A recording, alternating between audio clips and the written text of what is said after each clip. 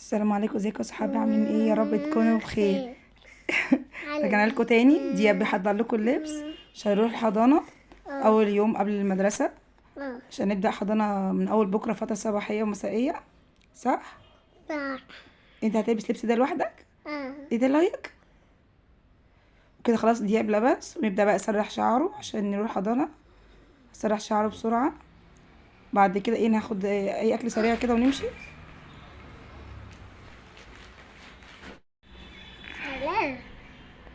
ايه ده؟ لا، أول مرة أقول. وايه تاني؟ ايه ده؟ مرة مرة مرة وايه كمان؟ رايح فين؟ رايح فين؟ رايح فين بدول؟ درس ولا حضانة؟ اما رايح فين؟ درس؟ تعمل ايه هناك؟ هنطلع بيت. تلعب مكعبات؟ تعمل ايه كمان؟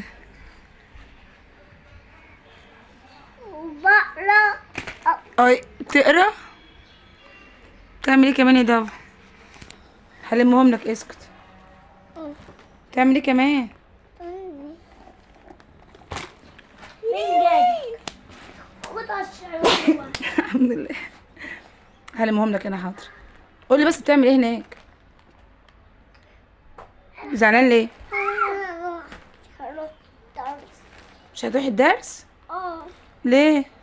عشان هي دي تبت. عشان دي اتثبت؟ طب ما انا هلمه. انا هنام. لا بلاش انت اللي تلم. ده هنام يا ماما. ينفع كده؟ نام مش انا. مش هتعرف. هي. لا هي. خلاص يا دابا هلم انا. كفايه. لا مش هينفع، خلاص هجيب لك غيره. مين عامل الرز ده؟ هي. لا انت يا تام. مين انت كتاب؟ هي. انت بص، خليت السرير كله كل الرز وانت لا. انا اجيب لك كوكو مع الرز. اه وايه كمان؟ ولا وايه كمان؟ كل حاجة. ايه؟ كل حاجة. كل حاجه. اه عايز حاجه حلوه؟